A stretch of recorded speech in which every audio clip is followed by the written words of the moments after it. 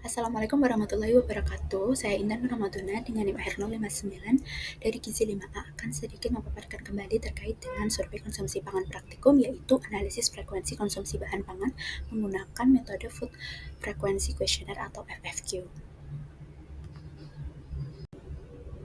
Latar belakang dari praktikum ini yaitu FFQ sendiri atau Food Frequency Questionnaire menilai frekuensi konsumsi makanan dan minuman dalam periode tertentu. Metode FFQ ini juga dapat mengevaluasi asupan gizi yang dilakukan selama periode waktu yang lebih lama dan memiliki biaya yang rendah. Kemudian, metode FFQ ini juga memiliki keunggulan yaitu murah, dapat diisi sendiri dan dianalisis dengan cepat. Kemudian FFQ sendiri itu digunakan untuk mengetahui pola konsumsi makanan pada kebiasaan konsumsi yang dilakukan 1 bulan terakhir oleh responden. Kemudian untuk rumusan masalah dari praktikum ini itu bagaimana gambaran frekuensi konsumsi pangan mahasiswa dalam 1 bulan terakhir. Kemudian apakah terdapat perbedaan pola konsumsi pangan pada kebiasaan konsumsi pangan 1 bulan terakhir ini yang mempengaruhi keseimbangan gizi mahasiswa. Kemudian bagaimana metode FFQ ini menggambarkan variasi konsumsi pangan mahasiswa. Kemudian tujuan dari praktikum ini untuk mengetahui gambaran frekuensi konsumsi pangan mahasiswa dalam 1 bulan terakhir, mengetahui apabila terdapat perbedaan pola konsumsi makanan pada kebiasaan konsumsi pangan dalam 1 bulan terakhir yang mempengaruhi keseimbangan gizi mahasiswa. Kemudian untuk mengidentifikasi metode FFQ dalam menggambarkan variasi konsumsi pangan mahasiswa. Selanjutnya yaitu data responden pertama yaitu RA yang dilakukan wawancaranya pada hari 3 September 2025. RA ini berjenis kelamin perempuan dengan usia 20 tahun. Kemudian nama pewawancara yaitu Intan Ramadana. Di sebelah kanan dan kiri dari data responden ini merupakan form yang diisi oleh responden untuk metode FFQ. Selanjutnya yaitu analisis konsumsi kelompok bahan makanan dari responden RA. Seperti yang tertera yaitu yang pertama yaitu tabel analisis konsumsi kelompok bahan makanan responden RA. Di sini terdapat beberapa kelompok bahan pangan yang memiliki skor mayoritas sangat tinggi yaitu 40, yaitu serealia dan produk serealia serta produk bakery, dan juga ada saus, dressing, dan perasa bubuk.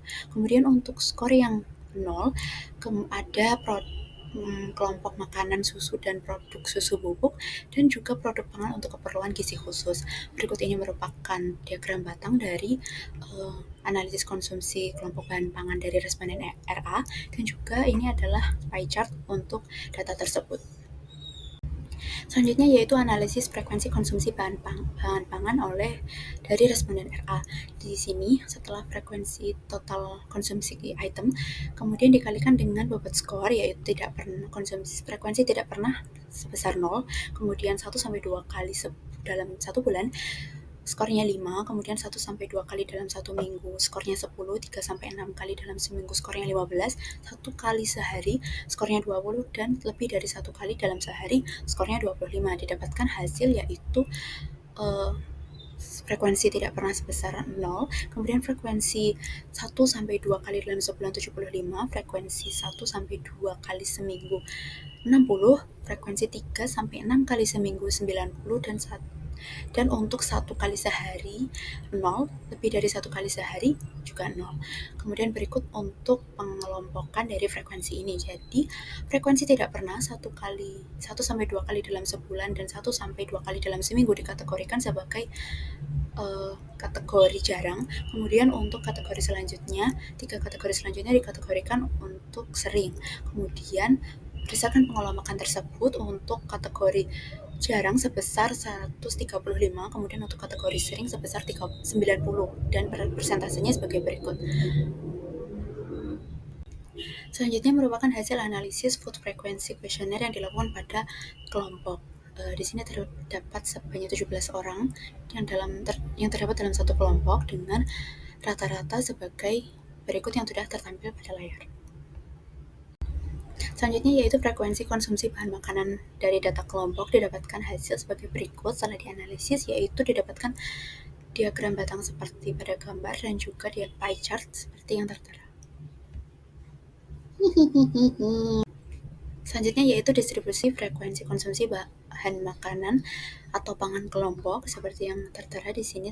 Dikelompokkan juga menjadi 2 kategori yang disederhanakan, yaitu kategori jarang dan juga sering. Sebanyak mayoritas dari responden dan data kelompok ini, 17 responden ini jarang mengkonsumsi bahan makanan kemasan yang tertera. Hal ini menunjukkan dengan persentase jarang yang berkisar dari 90 hingga 100%, dan itu angka yang sangat besar. Kemudian untuk kelompok bahan makanan ada juga yang memiliki kategori tergolong dalam kategori sering, seperti yang tertera pada tabel sebelah kiri dan juga diagram batang pada sebelah kiri. Berdasarkan hasil analisis tersebut, dapat disimpulkan bahwa data yang menunjukkan frekuensi konsumsi pangan responden RA ini menunjukkan terdapat beberapa kelompok makanan yang tidak pernah dikonsumsi, jarang dikonsumsi, dan sering dalam rentang 1 bulan terakhir. Kemudian untuk distribusi konsumsi kelompok pangan, responden RA menunjukkan hasil yang bervariasi. Untuk kelompok dengan proporsi terbesar yaitu serealia dan produk serealia, kemudian produk bakery, saus, dressing, dan berasa pupuk sebesar 18% dengan skor 40.